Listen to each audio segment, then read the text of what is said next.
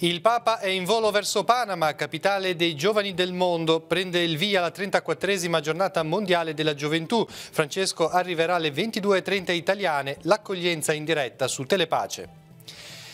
La perturbazione è arrivata anche nel Levante, nevicate a bassa quota sul Tigullio, allerta gialla sino alle 6 di domattina. Il timore sono le gelate notturne e i venti freddi e rafficati. Lavori in corso dal lunedì al sabato per riaprire la strada di Portofino, 4 le imprese che hanno avviato il cantiere sia da terra sia da mare. In memoria di Don Gian Crovetto e in preghiera per l'unità, gli amici del sacerdote si sono ritrovati a 6 anni dalla scomparsa di Monsignor Crovetto, un uomo libero, ha detto Don Mario Moltedo.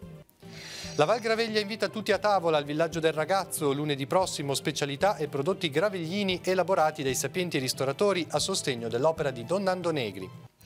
Serie C, Matura ad Olbia, la terza sconfitta stagionale per la Virtus Entella contro i padroni di casa. I biancocelesti hanno perso 2-1 in rete Mota Carvaio.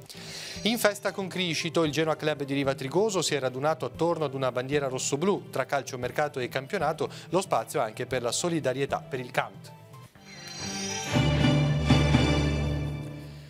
Buonasera a tutti, bentornati a Tigullio. Oggi in apertura il Papa che è in volo verso Panama, dove prenderà il via ufficialmente la 34esima giornata mondiale della gioventù. È il 26esimo viaggio internazionale di Francesco, il primo del 2019, ed è il secondo Papa ad andare a Panama dopo San Giovanni Paolo II nel 1983. Francesco atterrerà alle 16:30 locali, le 22:30 italiane. Nel paese centroamericano ci sono anche alcuni ragazzi delle diocesi liguri. Sentiamo. Tra poche ore il Papa sarà avvolto dall'entusiasmo di migliaia di ragazzi. Alla messa di apertura della GMG, celebrata ieri pomeriggio, nella notte italiana, l'arcivescovo ha parlato di Panama come della capitale dei giovani del mondo. La corona del rosario è uno dei tratti distintivi della giornata mondiale che il Papa ha voluto mariana, condensandola nella frase cardine «Ecco la serva del Signore, avvenga per me secondo la tua parola». È strano e speciale vedere i giovani col rosario in mano, piuttosto che il cellulare, portato avvolto al polso o al collo o intrecciato a collanine e ciondoli. D'altra parte, Monsignor José Domingo Ulloa ha spinto i giovani a non aver paura di condividere i loro sogni di speranza. Con la forza dello Spirito Santo, infatti, si può fare la rivoluzione dell'amore, che non è facile, però è possibile, con l'aiuto di Maria. I ragazzi sono entrati in contatto con le due facce di Panama, con la povertà, con il centro e con le periferie. Prima di Francesco non c'era stata una GMG con una liturgia penitenziale in un carcere e neanche un finale di messa in un luogo come l'Hogar Buen Samaritano, che il Papa visiterà portando un abbraccio agli ammalati di AIDS. A Panama ci sono diversi giovani provenienti dalla Liguria che in queste ore hanno sperimentato la straordinaria capacità di accoglienza e di affetto del popolo panamense. Ai giovani che sono a casa dico che noi siamo qui anche per loro, per poter fare un'esperienza da trasmettere, da offrire, che possa aiutarci a far dire a tutti quelle parole che Maria ha detto quel giorno all'angelo. Invece un consiglio ai giovani che sono qui? Credo che si debba vivere questi giorni come un dono, quindi senza, decidere noi cosa deve succedere. Accadrà tutto come il Signore vuole. Il mio pensiero personale è svuotare tutto quello che ho dell'Italia e apprendere il più possibile da questo paese che è meraviglioso. Telepace trasmetterà in diretta la cerimonia di accoglienza del Papa all'aeroporto di Panama stasera dalle 22:25. Non andrà in onda la terza edizione del telegiornale. Domani invece seguiremo i primi appuntamenti di Francesco a partire dalle 15:40 con la visita al Presidente della Repubblica e a seguire gli incontri con la società civile, il corpo diplomatico e i vescovi centroamericani. Il tutto su Telepace 1 al canale 15. E ora veniamo sul nostro territorio, parliamo del meteo. L'allerta gialla per neve è stata prolungata sino alle 6 di domani mattina ed estesa anche al Levante. Nel Tigullio oggi, nel primo pomeriggio, sono comparsi fiocchi bianchi anche a quote medio-basse. Per le prossime ore preoccupano le condizioni del vento e il calo delle temperature. Facciamo il punto con Cristina Oneto. tanto tuonò che piovve, o meglio nevicò. L'annunciata perturbazione ha raggiunto la Liguria portando pioggia mista a qualche fiocco bianco anche a quote medio-basse. Neve che in riva al mare diventa bagnata ma che acquista consistenza adentrandosi nell'entroterra. Imbiancato il monte di Portofino, le alture della Val Graveglia, Val Fontanabuona e Valle Sturla. A poche ore dal nuovo allerta giallo diramato dall'ARPAL della regione Liguria, le prime nevicate si sono registrate anche nel Levante ligure. L'allerta giallo infatti era stato esteso anche alla zona di Levante, inizialmente era stato previsto soltanto per la zona di centro e ponente. Abbondanti nevicate che si sono fermate anche lungo il territorio del Tigullio. Qui siamo a Levi, come possiamo vedere la nevicata sta proseguendo con abbondanti fiocchi di neve che scendono dal cielo. In Val d'Aveto la nevicata ha imbiancato Rezzuaio e Santo Stefano d'Aveto, mentre da Rocca d'Aveto al Monte Bue, già nevate da giorni, a far notizia la colonnina di Mercurio, scesa già nel pomeriggio a meno 8,3 gradi.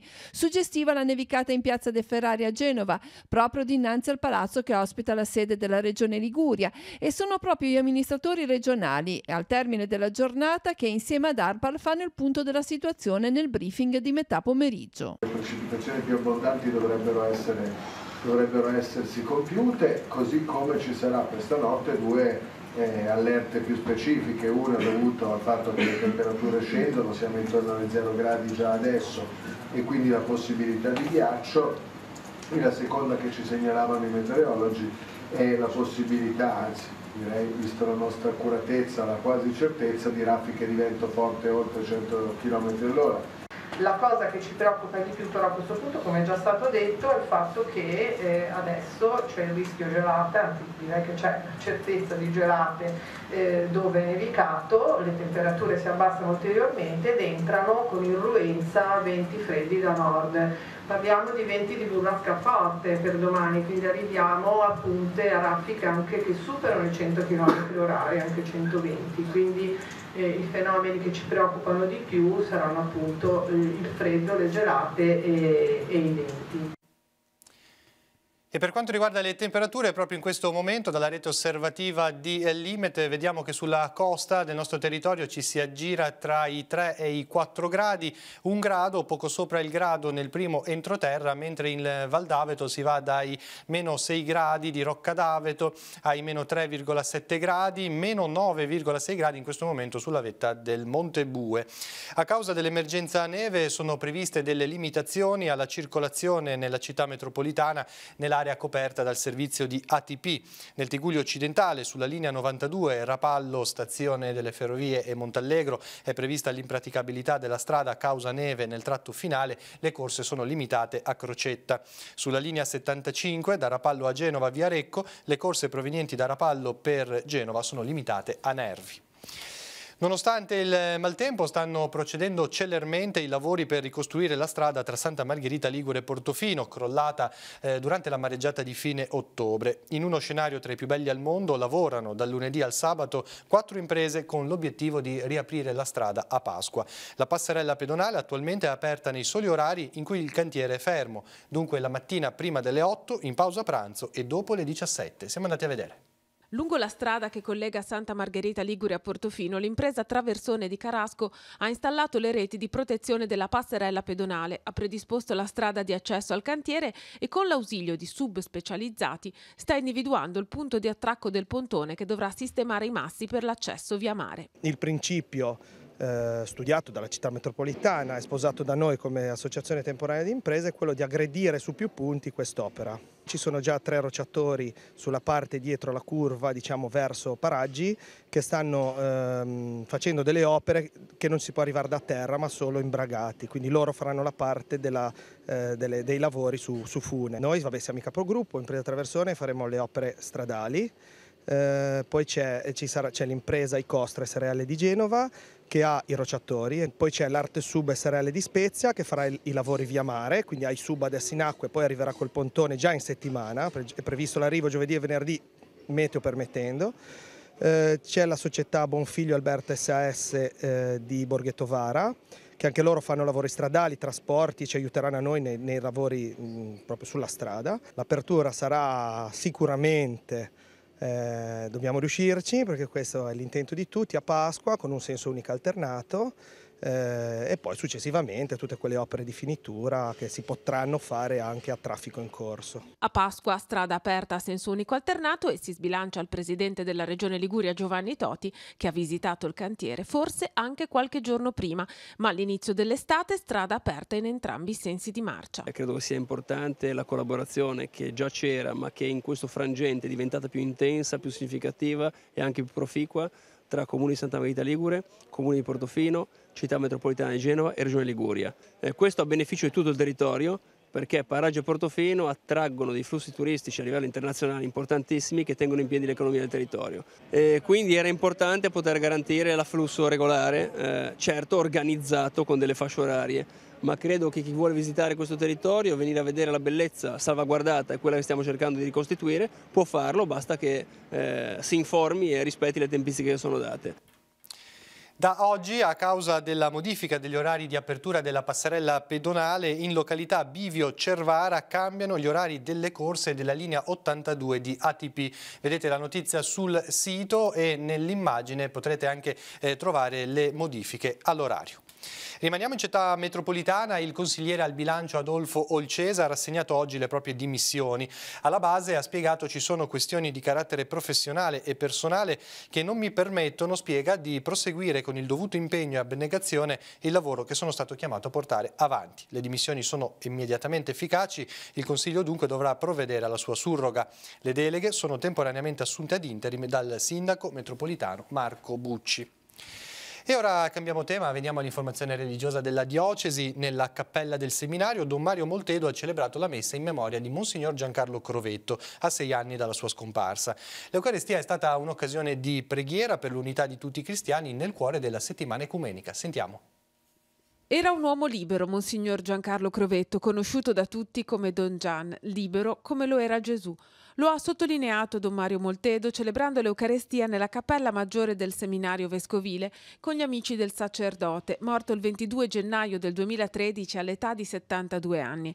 Da allora, ogni anno, gli amici di Don Gian si ritrovano per la celebrazione della messa in suo ricordo e nella memoria di tanti altri sacerdoti che sono stati maestri, amici e padri nella fede per moltissime persone.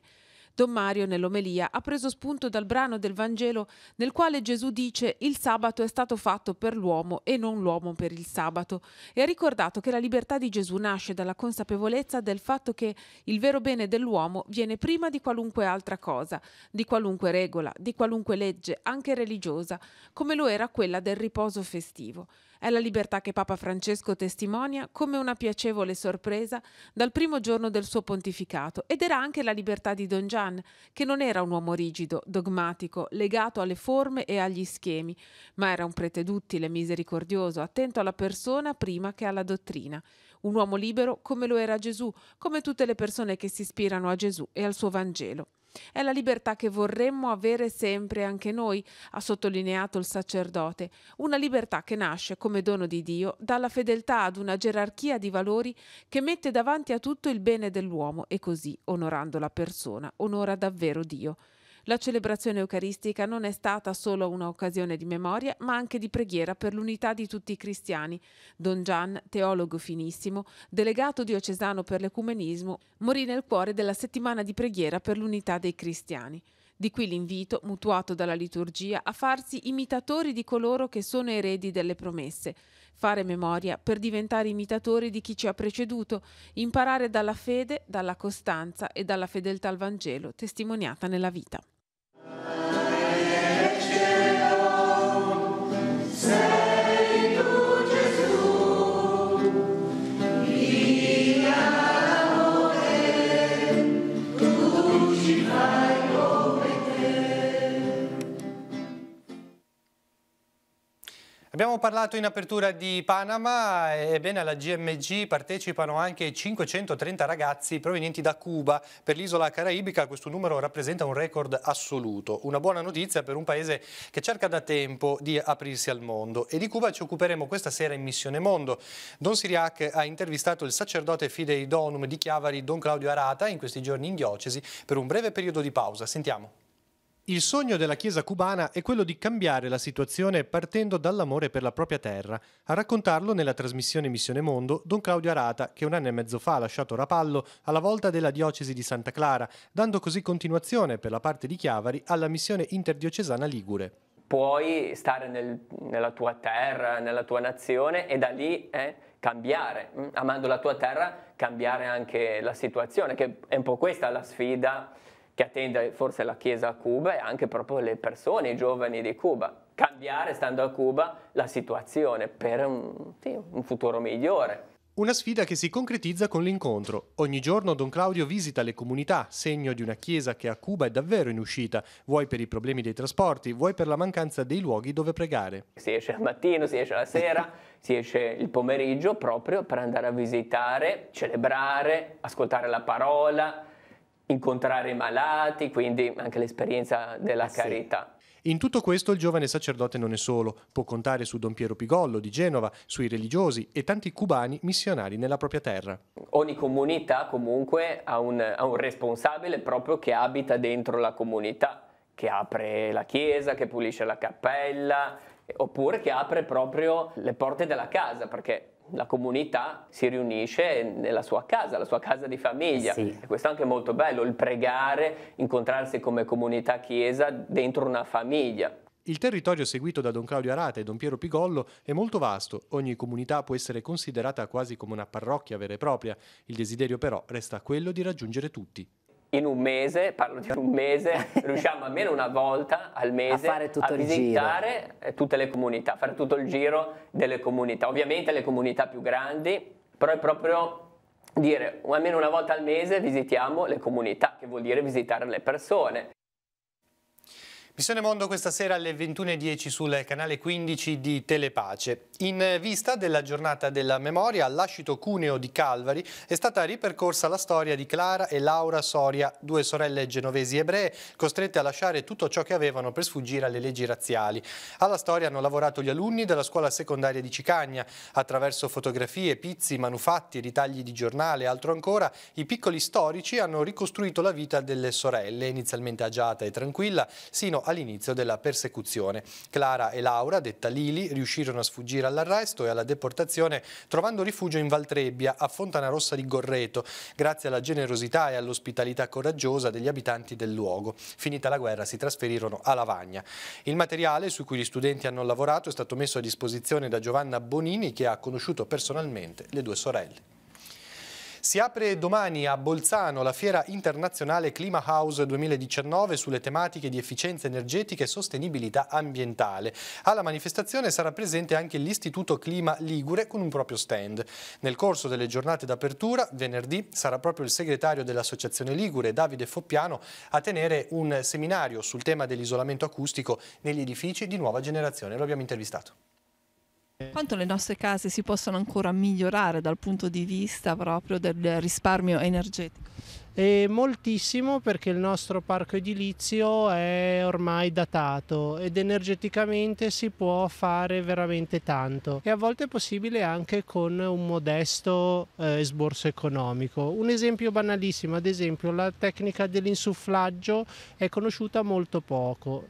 Immaginiamo un appartamento che abbia una parete con un intercapedine d'aria vuota, perché negli anni 70 si costruiva così. Se questo intercapedine è più di 6 cm la si può riempire con dell'isolante e questa tecnica è poco conosciuta, però è molto efficace ed è poco dispendiosa soprattutto. Queste tecniche si traducono in un risparmio economico per l'utente e anche un risparmio che va incontro alle esigenze dell'ambiente naturale? Certamente sì, in termini dell'utente si traduce in maggior comfort e il secondo aspetto è un risparmio sulle bollette del consumo di riscaldamento e quant'altro.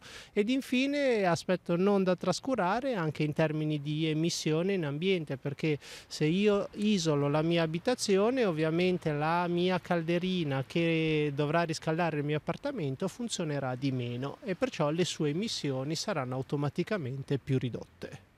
Ci sono delle ultime novità in questo campo?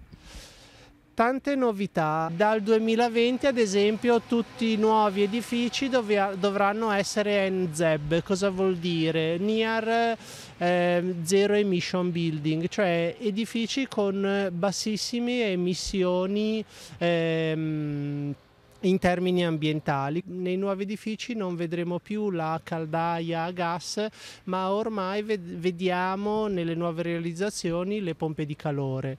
Energia elettrica, emissioni in ambiente annullati e rendimenti di impianto molto elevati. Si rafforza il legame tra il villaggio del ragazzo e i ristoratori della Val Graveglia. In particolar modo lunedì prossimo si terrà una cena nel centro di San Salvatore di Cogorno a cui tutti possono partecipare. Vediamo un'anticipazione. Quest'anno che cosa ci aspetta con la serata della Val Graveglia al villaggio?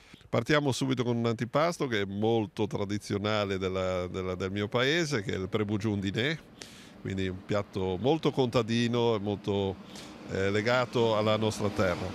Poi proseguiamo con dei ravioli fatti con la farina di castagna, fatti col pesto, e pesto prescinseur, e accompagnati anche con delle noci. E questo è fatto da Giuliana Parma della Trattoria dei Mosto di Conscenti.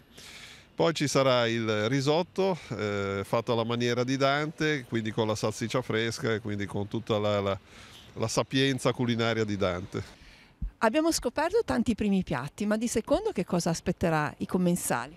Allora, come secondo saranno preparate le tomaselle con lo zimino di fagioli e le costine al forno con le patate. Come dolce avremo la torta tradizionale della Brinca e i biscotti della Val Graveglia. Ci raccomanda di esserci tanti. Io faccio un invito particolare agli ex allievi, perché se basta ne viene un 3% di quelli che hanno fatto nel villaggio in Pimunca e de Feur. Perciò sarebbe bene, dato che si fa questa cosa, di aiutare il villaggio con questa cena. Speriamo che la gente gradisca quello che si fa e poi la sera sarà lietata dai soliti veggi du Triu Menestra, sperando che fa che piace. Quando è l'appuntamento? Allora, lunedì 28, ore 20 al centro di San Salvatore. Per le prenotazioni conviene affrettarsi e così troverete posto certamente. E un grazie anche ai ristoratori della Val Graveglia. Certo, qui è amicizia antica ed è anche la validità di quello che propongono, diciamo un affetto a me personalmente e di conseguenza o ancora prima al villaggio, perché Dante è un villaggino di vecchia data e tante altre persone hanno avuto modo di passare per la formazione professionale per il villaggio e la loro vita è cambiata. Per prenotare il numero telefonico è 0185 37 52. Ora sfogliamo l'agenda di Telepace con tutti gli appuntamenti per domani.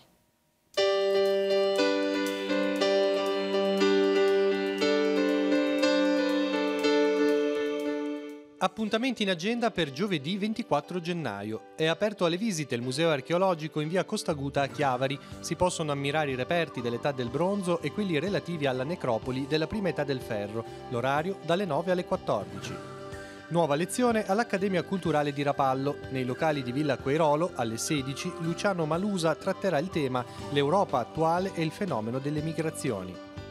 Le ballate tradizionali inglesi e l'eredità che hanno lasciato nel panorama musicale è il titolo della conferenza che Dodi Crateri affronterà alle 17 alla Società Economica di Chiavari. L'incontro è promosso dall'Associazione Italo-Britannica.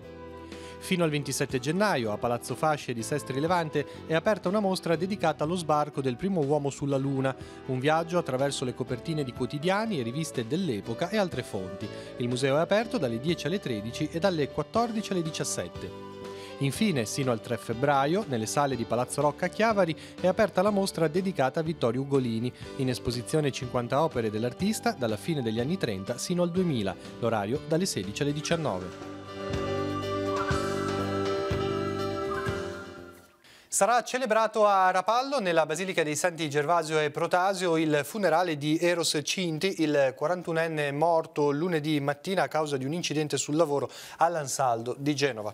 Il 25 gennaio, dopodomani, saranno 3 anni dalla scomparsa del ricercatore italiano Giulio Regeni al Cairo, in Egitto. L'associazione Verità per Giulio Regeni, il Tigullio non dimentica, promuove un'iniziativa per tenere alta l'attenzione sulla vicenda, ben lontana da una soluzione. Venerdì dunque si terrà una fiaccolata a Chiavari con partenza alle 17:30 da Piazza Mazzini. Seguirà un incontro pubblico all'Auditorium San Francesco con il giornalista della Stampa Domenico Quirico, che a partire dalle ore 18 parlerà dei diritti umani violati. E ora lo sport. Calcio, iniziamo dalla Serie C, in attesa sconfitta oggi per la Virtus Entella ad Olbia contro i padroni di casa. I biancocelesti hanno perso 2-1, in vantaggio l'Olbia al 38esimo, i chiavaresi pareggiano pochi minuti dopo al 41esimo con Mota Carvaio. Nella ripresa all'80esimo, a causa di una disattenzione difensiva degli uomini di Boscaglia, la squadra si è portata sul 2-1, la squadra di casa. In classifica i biancocelesti restano fermi a 33 punti, a -7 dalla vetta. Il prossimo impegno al Comunale di Chiavari domenica 27 gennaio. Nel bel mezzo delle ultime manovre di calciomercato, i tifosi rossoblù del club di Riva Trigoso si sono riuniti per una cena alla presenza di una delle bandiere del Genoa, Domenico Criscito. Un momento di festa con un'attenzione alla solidarietà a sostegno del Comitato Assistenza Malati Tigullio. C'eravamo anche noi. Presidente, avete organizzato una bella serata. Abbiamo organizzato una bella serata e abbiamo festeggiato la fondazione dei 30 anni abbinandola alla cena della beneficenza come tutti gli anni che riusciamo a fare questa festa qua. Siamo un bel gruppo di genoani, siamo sempre nella tempesta come squadra, ma noi cercheremo di tirare avanti sempre gridando Forza Genoa. Come avete pensato al Comitato Malati del Tigullio? Abbiamo pensato al Malato del Tigullio perché abbiamo già avuto dei contatti con il signor Mordini, non è il primo anno. Io qui sono già stato ospite. Quando giocavo ho fatto un torneo a Riva Trigoso, quando c'era ancora il campo sportivo dove ora c'è la passeggiata a mare. Mi pare che avessimo vinto il campionato, primi o secondi, ed eravamo venuti qui al Circolo Sabino, ma parlo degli anni 50, quindi 70 anni fa. E questo sono rimasto, mi ha un po' commosso questa cosa. Hai detto prima una bella cosa, che tu ti senti con la maglia del Genoa a vita. Assolutamente, sono nato con questa maglia e morirò con questa maglia, quindi felice di essere qui e sono contento di poterlo fare per tanti anni. Come mai secondo te non esistono più le bandiere, le persone che ci tengono? Spesso nei giocatori ti affezioni e molto spesso dopo una stagione o addirittura qualche mese lo perdi, si cambia squadra.